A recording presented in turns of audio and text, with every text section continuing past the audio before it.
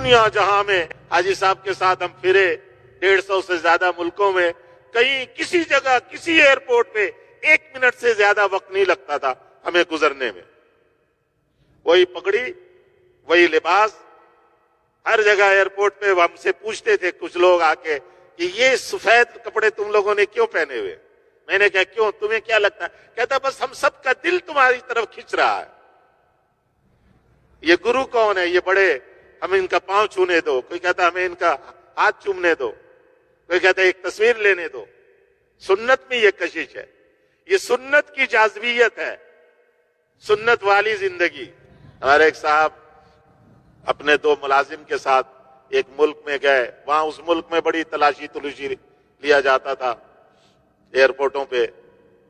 تو وہ 2 ملازم جو ہے وہ اس ملک کے لباس پہن کر اور بار بار اپنے مالک سے کہیں کہ صاحب آپ بھی اگر ہماری طرح لباس پہن لیتے تو اچھا ہوتا، آپ کی وجہ سے ہمیں وہاں تاخیر ہو جائے گی.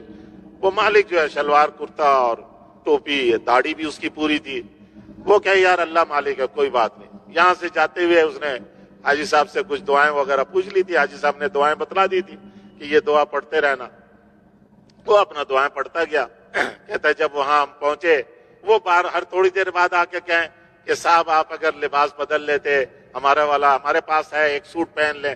وہ کہتے نہیں یار اللہ مالک ہے، اللہ مالک، اللہ مالک. کہتے وہاں پہنچ گئے. جب پہنچے تو اس نے کہانی سنائی کہ ایئرپورٹ پہ جب ہم لائن میں کھڑے تھے تو جو خاتون امیگریشن میں وہاں آگے بیٹھی ہوئی تھی، اس نے یوں لائن کو دیکھا تو دیکھتے دیکھتے میرے اوپر اس کی نگاہ ٹک گئی اور مجھے انگلی کے اشارے سے اس نے یوں کہا باہر ہو جاؤ، باہر ہو جاؤ. تو اب وہ جو میرے دونوں ساتھی تھے سوٹ والے، وہ ان کے مینیجر تھے اور ان کے پاس نیشنلٹی بھی کسی اور ملک کی تھی، پاکستانی نہیں تھی. اس کے پاس تو پاکستانی. کہنے لگا کہ وہ دونوں بڑے پریشان ہو گئے کہ وہ صاحب کو تو اب لے گئے، پتہ نہیں اب کتنا دیر اوور کریں گے. کہتے مجھے اس نے بلایا اور بلا کر جو ہے آگے اشارہ کیا آگے آ جاؤ. میں سیدھے سارے لائن کو کراس کر کے آگے گیا. اس نے کہا پاسپورٹ لاؤ. میرا پاسپورٹ دیکھا، مجھے دیکھا اور میرے پاسپورٹ پہ فوراً اسٹیمپ لگایا. کہتے جاؤ تم. میں وہاں سے گیا باہر، اپنا سامان جہاں بیگ تھا بیگ لے کر میں 2 منٹ میں باہر آ گیا. اور وہ میرے ساتھی سمجھ رہے ہیں مجھے کہیں لے گئے شاید. انہوں نے دیکھا میرا پاسپورٹ کہ ایک آدمی کے ساتھ مجھے بھیج دیا انہوں نے. تو مجھے تو بھیجا انہوں نے سامان کے پاس، میں سامان لے کر باہر آ گیا. پھر مجھے خیال آیا کہ باہر میں ان کا انتظار کروں تو یہ اچھا نہیں ہے. ہوٹل میں جانا ہے تو ہوٹل ان کو بھی پتا، وہ آ جائیں گے. میں اپنا ہوٹل پہنچ گیا. وہ گھنٹوں بعد آئے اور آ کر سر ان کے جھکے ہوئے، کیونکہ ان کا تو سارے کپڑے شپڑے اتور کے انہوں نے پوری اچھی طرح جیسا وہ لیتے تھے وہ اس طرح انہوں نے ان کی تلاشی لی، مشینوں میں گزارا، پتہ نہیں کیا کچھ کیا ان کو. تو میں نے اسے کہا، میں نے کہا یہ تیرا کمال نہیں ہے. وہ مجھے کہانی سنا رہا تھا کہ یہ ہوا اور وہ شرمندہ. اسے نے کہا میں نے تجھے کہا نہیں تھا کہ اللہ مالک ہے؟ تجھے پتہ ہی نہیں کہ ان لباس میں کیا طاقت، حضور صلی اللہ علیہ وسلم کی سنت لباس میں کیا قوت، کیا کشش ہے. اس عورت کو کیا تھا کہ پورے لائن میں سے ایک آدمی کو باہر نکال کے اپنے پاس بلا رہی.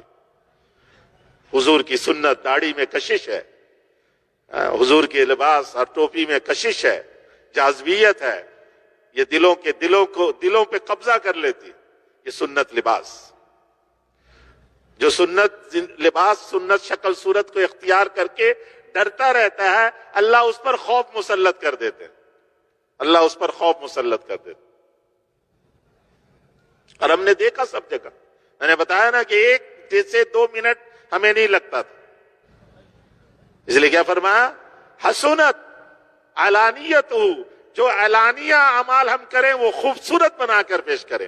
ایسا خوبصورت بنائے کہ لوگوں کے دل کھنچے اس کی طرف. اس کی خوبصورتی میں لوگوں کے دل کھنچیں گے، اس کی طرف آگے بڑھیں گے. واستقامت طریقتہ، اور راستہ سیدھا اختیار کر.